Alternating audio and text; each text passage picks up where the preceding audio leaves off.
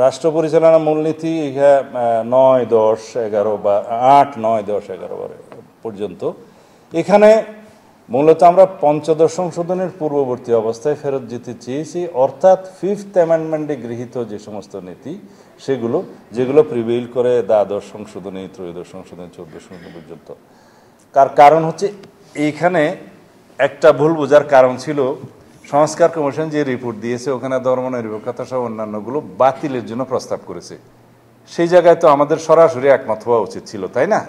তা আমরা যেভাবে দিয়েছি সেটা মিস ইন্টারপ্রিট এই জন্যই হয়েছে যে আমরা 8, 9, 10 স্প্রেডশিটের মধ্যে 5, 6, 7 কলাম দফা আর কনস্টিটিউশনের 8, 9, 10, 12 এগুলোর ক্ষেত্রে আমরা সবগুলো কম্পাইল করে বলেছি যে এই নীতিমালা যেগুলো রাষ্ট্র পরিচালনা নীতিমালা পঞ্চদশ সংশোধনের পূর্ব অবস্থা ছিল সেখানে যাওয়া হোক, এবং 5th অ্যামেন্ডমেন্টের মতো করে আমরা সমর্থন করি 5th অ্যামেন্ডমেন্টে যা গৃহীত হয়েছে। অর্থাৎ ওইখানে ধর্মনিরপেক্ষতা নেই, ওইখানে আল্লাহর ওপর আস্থা এবং বিশ্বাস আছে, ওইখানে অন্যান্য বিষয় গণতন্ত্র, জাতীয়তাবাদ সবকিছু আছে রাষ্ট্রের মূলনীতি হিসেবে এবং সংবিধানের মূলনীতি হিসেবে।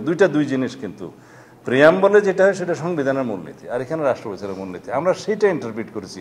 সুতরাং আমরা বহুত্ববাদের পক্ষেও নই, আমরা ধর্মনিরপেক্ষতা নীতির পক্ষেও নই, কিন্তু আমরা লেখার সময় লিখেছি পঞ্চদশ সংশোধনের পূর্ববর্তী অবস্থা। এই জন্যই একটা মিস ইন্টারপ্রিট হওয়ার সুযোগ পেয়েছিল, আসলে তা নয়।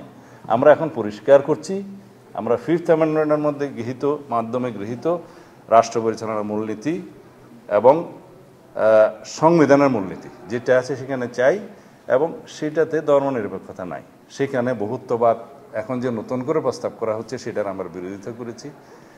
তবে সাম্য, মানবিক মর্যাদা এবং সামাজিক ন্যায় বিচার যে কথাগুলো স্বাধীনতার ঘোষণাপত্রে উল্লেখ করা আছে, সেই সমস্ত বিষয়ে ওনারা প্রস্তাবনা এবং রাষ্ট্রীয় মূলনীতিতে অন্তর্ভুক্ত করা যায় এখানে প্রস্তাব করেছে। আমরা বলেছি এই বিষয়ে আমরা নীতিগতভাবে একমত, তবে আমরা দলীয়ভাবে সিদ্ধান্ত নিয়ে সেটা আপনাদেরকে পরে জানাবো।